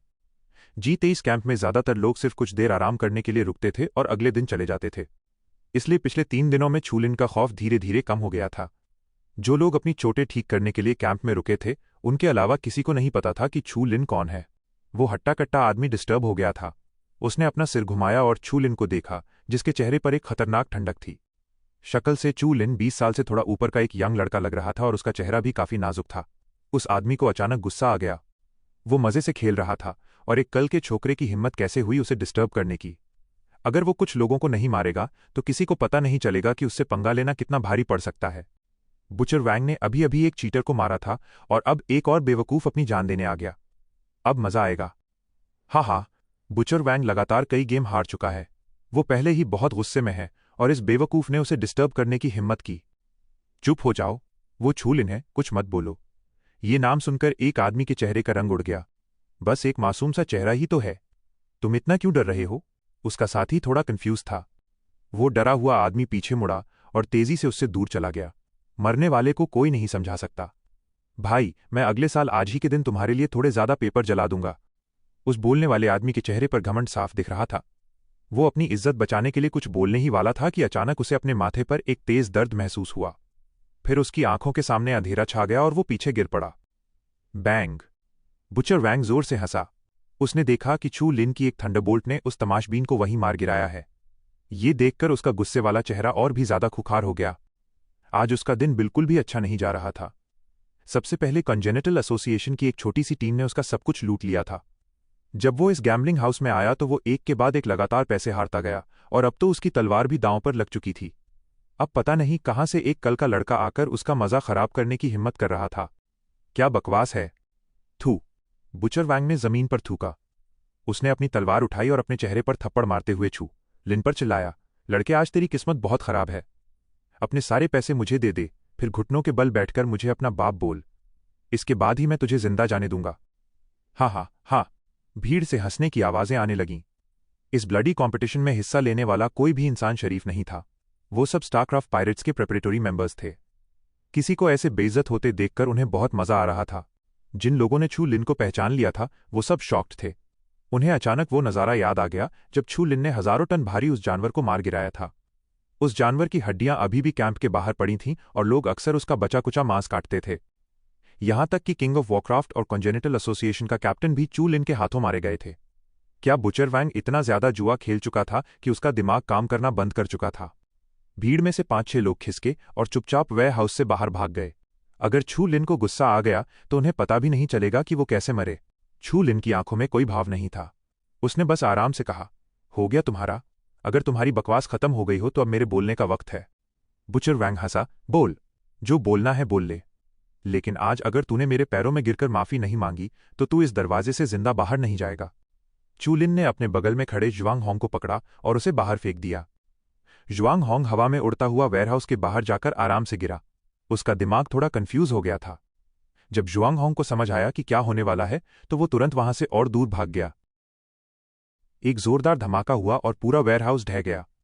चू लिन के जबरदस्त प्रेशर के सामने रीइंफोर्स्ड कंक्रीट भी टिक नहीं पाया। छत अनगिनत टुकड़ों में टूटकर वहां खड़े तमाशबीनों के सिर पर जा गिरी। पफ की आवाज के साथ बुचर वैंग का सीना अचानक पिचक गया। उसके मुंह से खून का एक फव्वारा फूटा और उसकी घायल आंख अचानक फट गई। आह आह! बुचर वैंग मलबे में तड़प रहा था। उसकी आंखों का तेज दर्द सीधा उसके दिमाग तक जा रहा था, जिसे बर्दाश्त करना सच में नामुमकिन था। वहां खड़े तमाशबीन अपनी जगह पर ही जमे रह गए। जिनकी किस्मत अच्छी थी वो बस डर से सुन रह गए, और जिनकी किस्मत खराब थी वो बड़े पत्थरों की चोट से वहीं बेहोश हो गए। चू लिन आराम से चलकर बुचर वैंग के पास गया। उसने एक हाथ से बुचर वैंग को उठाया और ठंडी आवाज में बोला, अब कैसा लग रहा है? होश आ गया? बुचर वैंग हाँफ रहा था। उसके मुंह से खून और थूक मिलकर निकल रहा था। उसने मुश्किल से कहा, हाँ, होश आ गया। भाई, मेरी गलती थी। चू लिन ने ठंडी सांस छोड़ी और बुचर वैंग के गाल पर थपकी दी। ये आदमी सच में बहुत नीच था। इसे मार खाने का इतना शौक क्यों था? अब जब तुम्हें होश आ गया है तो मुझे बताओ कि तुमने क्या देखा और सुना है। तुमने किसी को पकड़े जाते हुए कब देखा था? वो औरत दिखने में कैसी थी जिसे उन्होंने पकड़ा है? 1 दिन पहले। बुचर वैंग ने खांसते हुए खून और गैस्ट्रिक जूस की उल्टी कर दी। ये लाल और हरे रंग का था, जिसमें से बहुत गंदी बदबू आ रही थी। ईस्ट की तरफ सिटी ऑफ स्टील के रास्ते पर। City of steel? चू लिन ने त्योरी चढ़ाई। ऐसा लग रहा था कि वहां बहुत सारे लोग जमा हुए थे। चूंकि यूं के वहां होने की उम्मीद थी, इसलिए उसे जल्दी वहां जाना होगा। वो औरत दिखने में कैसी थी? उसके बाल बहुत लंबे थे, उसने लाल स्कर्ट पहनी थी और वो बहुत खूबसूरत थी। छू लिन के पास बोलने के लिए शब्द ही नहीं बचे। क्या ये अनपढ़ था जिसे ढंग से बोलना भी नहीं आता? तुम्हारी बातों का क्या मतलब निकालूं? चू लिन ने बुचर वैंग को मलबे से उठाया। मेरे साथ चलो। अगर वो मिल गई तो मैं तुम्हें जाने दूंगा। नहीं, मुझे मत ले जाओ। बुचर वैंग की सांसें फिर से तेज हो गईं और उसका शरीर कांपने लगा। ये छू लिन सच में एक खूंखार इंसान था। लेकिन बुचर वैंग के दिल में कॉन्जेनिटल सोसाइटी के लोग भी किसी जल्लाद से कम नहीं थे। वो लोग स्टार पायरेट्स और खतरनाक मर्सनरीज थे। उस भीड़भाड़ में स्टार डीमन पैलेस के कुछ लोग और कॉन्जेनिटल सोसाइटी के 1 दर्जन से ज्यादा मेंबर्स बिना कुछ कहे आसमान से गिरे और पागलों की तरह लोगों को मारने लगे। अगर वो तेज नहीं भागता और शक्ल से इतना बदसूरत ना होता कि किसी को उसमें इंटरेस्ट ही ना आए तो शायद उसका 100 किलो का शरीर वहीं ढेर हो चुका होता। भले ही वो खुद खून खराबा करने वाला इंसान था, पर वो भी इस तरह बिना बात के नहीं मारता था। आम लोग या तो फायदे के लिए मारते हैं या प्यार के लिए, लेकिन कंजेनिटल सोसाइटी के लोग तो बस मजे के लिए मारते थे, लोगों की बलि चढ़ाते थे और खून बहाकर अपनी भड़ास निकालते थे।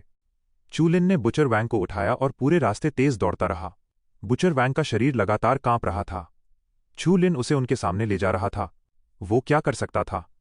वो यूं ही बिना बात के अपनी जान नहीं गंवाना चाहता था। बुचर वैंग के बिना मन से रास्ता बताने पर भी चू लिन को जल्द ही एक लाश मिल गई।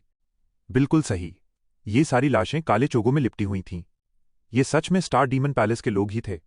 चू लिन ने उस पर एक नजर डाली। उनमें से एक दो चेहरे उसे जाने पहचाने लग रहे थे। उसने बुचर वैंग की तरफ देखकर पूछा, कॉन्जेनिटल सोसाइटी के वो लोग किस तरफ गए हैं? बुचर वैंग का चेहरा पीला पड़ चुका था और उसके होंठ कागज के दो पतले टुकड़ों की तरह सफेद हो गए थे। जल्दी बता। चू लिन ने थोड़ा जोर लगाया और बुचर वैंग के गाल दबकर लाल और सफेद हो गए, जो देखने में बहुत भद्दे लग रहे थे। बुचर वैंग की उंगलियां कांप रही थीं और उसने साउथ और ईस्ट की तरफ इशारा किया। वहां वो लोग आखिर में वहां गए थे। इतना कहते ही बुचर वैंग ने अपनी आंखें बंद कर लीं। उसका शरीर फिर से हवा में उठ गया और उसका दिल डर के मारे बैठ गया। वहां 1 दर्जन से ज्यादा टेंट्स का एक टेम्पररी कैंप लगा हुआ था। बॉनफायर के सामने बैठे कुछ लोग जोर जोर से हंस रहे थे। वो गंदी गंदी बातें कर रहे थे और मजे से खाना खा रहे थे और शराब पी रहे थे। उनके सामने हर तरफ कई लाशें पड़ी थीं और कुछ और लोग खून से लथपथ पड़े थे, जिनके शरीरों पर कोड़ों के निशान थे। दोनों नज़ारों के बीच बहुत बड़ा फर्क था। G23 कैंप की तरह ही ये सब भी टियानक्वान लेवल के लोग थे। लाओजांग, तुमने इतनी जल्दबाजी में सारे लोगों को सिटी ऑफ स्टील क्यों भेज दिया? अब हमें खुद ही बारबेक्यू बनाना पड़ रहा है। जांग की जोर से हंस पड़ा। तू सच में बेवकूफ है। जब सब लोग यहां से चले गए हैं तभी तो हम मजे कर सकते हैं। मजे? हु जियू ने हैरानी से अपना सिर खुजलाया। सब काम तो हो गया है, अब और क्या करना है? दूसरी तरफ बैठे जाओ किंग ने अपना सिर हिलाया। वो जांग क्यूई के बेलगाम तरीके से अच्छे से वाकिफ था। इस कमीने के दिमाग में पक्का कुछ गंदा चल रहा था। जाओ चिंग के पास कोई चारा नहीं था और वो अपने पॉट से शराब पीने लगा। वो जांग क्यूई के मामलों में ना तो दखल देता था और ना ही उसे रोकता था। उसे जैसे मजे करने हैं करने दो। जांग की ने हंसते हुए हूं जियू की तरफ देखा। उसने टेंट की तरफ नजर डाली और बोला, उन खूबसूरत लड़कियों को इतनी जल्दी दूसरों के हवाले क्यों करना? चलो पहले हम खुद थोड़े मजे ले लें। हु जियू की सांसें अचानक तेज हो गईं। उसके अंदर गर्मी बढ़ गई और उसका गला हल्का सा सूखने लगा। क्या ये सही रहेगा? एल्डर ने तो उन्हें बिल्कुल सही सलामत वापस लाने के लिए कहा था। जांग ची ने हंसते हुए कहा, वो बिल्कुल सही सलामत ही रहेंगी। हम कुछ भी ऐसा नहीं करेंगे जिसका पता चले। टेंशन मत ले, एल्डर को इन सबसे कोई फर्क नहीं पड़ेगा। तुम कमीने, लकड़ी से बंधे स्टार डीमन पैलेस के एक डिसाइपल ने नफरत से हाँफते हुए कहा। उसके शरीर की जेनेटिक एनर्जी ब्लॉक कर दी गई थी और उसे पूरा एक दिन कोड़ों से पीटा गया था। अब उसकी जिंदगी कुछ ही पलों की मेहमान थी। जांग क्यूई ने उसी वक्त एक पत्थर सीधा उसके माथे की तरफ फेंक मारा, लेकिन हवा से एक एनर्जी नीचे आई और वो सीधे उसी पत्थर पर जा लगी। एक धमाका हुआ और वो पत्थर टूटकर अनगिनत रेत के कणों में बदल गया। कौन है? जांग क्यूई झटके से खड़ा हो गया। वो गुस्से में था। वो तो बस मजे के लिए एक आदमी को मारने जा रहा था। ये कौन बीच में मौत को बुलावा दे रहा था? चू लिन बुरी तरह से घायल बुचर वैंग को पकड़े हुए हवा से नीचे उतरा। ये सारा नजारा उसकी आंखों के सामने था और उसके चेहरे पर अचानक जान से मारने का खूंखार इरादा छा गया। हु जियू और जाओ चिंग भी दुश्मन को देखकर खड़े हो गए। जाहिर सी बात थी कि वो इसे हल्के में नहीं लेने वाले थे। जैसे ही चू लिन की पकड़ ढीली पड़ी, बुचर वैंग अचानक उछला और अपने हाथ पैरों के बल रेंगता हुआ उन तीनों के पास चला गया। आप तीनों मेरी मदद करो, बुचर वैंग फूट फूट कर रोते हुए बोला। उसे पता था कि वो चू लिन का मुकाबला नहीं कर सकता, इसलिए उसने कॉन्जेनिटल सोसाइटी के उन तीनों मेंबर्स से रहम की भीख मांगने का फैसला किया। पहले चू लिन को मारो। बुचर वैंग ने सोचा कि अगर वो अपना सारा गुस्सा चू लिन पर निकाल दे और इन तीनों खूंखार लोगों के हाथों उसे मरवा दे तो उसे सुकून मिलेगा। क्या पता चू लिन के मरने के बाद वो लोग उसे जिंदा छोड़ दें। जांग क्यूई ने अपना पैर सीधा बुचर वैंग के सिर पर दे मारा, जिससे उसका मुंह मिट्टी में जा धंसा। मैंने तुझे जिंदा छोड़ दिया था, याद है? तू वापस कैसे आ गया कुत्ते के पिल्ले? जांग क्यूई ने गुस्से में उसे गालियां दी। बुचर वैंग ने गिड़गिड़ाते हुए कहा, मेरी इतनी हिम्मत कहां? इस सफेद चेहरे वाले लड़के ने मुझे यहां आने पर मजबूर किया है। ये सब इस लड़के की गलती है। बुचर वैंग ने सारी जिम्मेदारी चू लिन पर डाल दी। वो हंसता हुआ सिर हिलाने लगा और फिर पलटकर छू लिन को घूरने लगा। ओह! जांग क्यूई ने छू लिन की तरफ देखा। ये लड़का कहां से आ गया जिसे मरने की इतनी जल्दी है? छू लिन की आंखों में मारने का इरादा और भी गहरा हो गया। उसे महसूस हो रहा था कि कैंप में एक औरत जरूर मौजूद थी।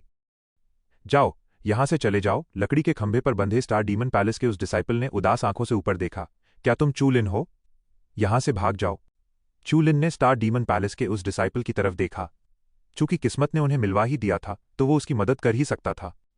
हवा में सरसराहट हुई और एनर्जी की एक हल्की सी धार ने उस रस्सी को काट दिया। स्टार डीमन पैलेस का वो डिसाइपल धड़ाम से जमीन पर आ गिरा। रस्सी से आजाद होने के बाद उसने धीरे से अपने शरीर को हिलाया और एक पत्थर पर जाकर लेट गया। लड़के, जांग चुई का चेहरा गुस्से से लाल हो गया। तू मेरी कॉन्जेनिटल एसोसिएशन की टेरिटरी में दादागिरी दिखा रहा है। क्या तू अपनी जिंदगी से तंग आ चुका है? छू लिन ने आराम से कहा, अपने लोगों को बाहर बुला ले, मैं तुझे साबुत लाश दूंगा। साबुत लाश? जांग की गुस्से से पागल होकर हंसने लगा, मुझे लगता है साबुत लाश की जरूरत तुझे है। मार डालो इसे।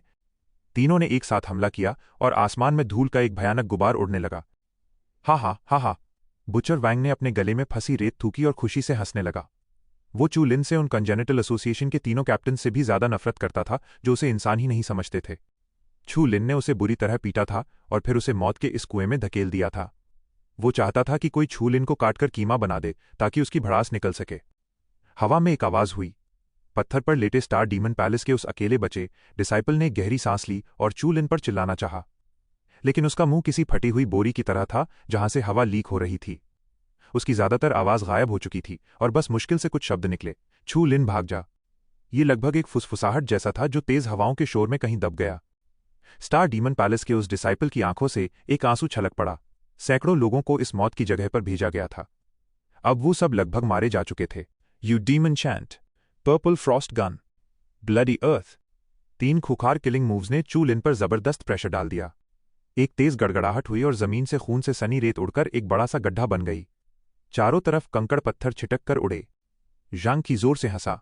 उसके बगल में खड़े हुजियू और जाओ किंग भी धीरे से हंसे। उन तीनों टीम लीडर्स ने मिलकर एक 20 साल के लड़के को मार दिया था। ये काम तो कुछ ज्यादा ही आसान निकला। हम्फ, अब मरकर दिखा। जब चू लिन 3 अलग अलग रंगों की जीन एनर्जी से ढक गया तो बुचर वैंग खुशी के मारे हवा में उड़ने लगा था। स्टार डीमन पैलेस के उस डिसाइपल ने दर्द से अपनी आंखें बंद कर लीं और अपना सिर एक तरफ घुमा लिया। उसे पता था कि अब सिर्फ खून खराबा ही होने वाला है। तुम लोग किस बात पर हंस रहे हो? उस गड्ढे से एक शांत और दमदार आवाज आई जिसने उन तीनों की हंसी अचानक रोक दी। उनके चेहरों पर शक छा गया और वो अजीब नजरों से देखने लगे। चू लिन के सामने एक जबरदस्त एनर्जी वाला टूटा हुआ हाथ था। उसकी ओरिजिनल लॉ की फिल्म भी डैमेज हो चुकी थी, लेकिन उस भयानक बमबारी के बाद भी वो बिल्कुल सही सलामत खड़ा था। 3 अलग अलग टियानक्वान स्टेट स्किल्स। काफी बढ़िया है, बस अफसोस की बात है कि इनमें इतनी पावर नहीं है। छू लिन ने आराम से कहा। वो जायंट हैंड जांग ची की आंखें फटी की फटी रह गईं और वो हकलाते हुए बोला, ये तो कॉन्जेनिटल एसोसिएशन की सीक्रेट जिंटाओ जुए है। तुम्हारे हाथ में ये चीज कैसे आ गई? हु जियू भी हैरान रह गया। जिंटाओ जुए को सीखना आसान नहीं था। उन तीनों ने भी ये स्किल नहीं सीखी थी। ये सिर्फ कॉन्जेनिटल एसोसिएशन के खास लोग ही सीखते थे। इस बार सिर्फ 2 लोग ही ये कर सकते थे।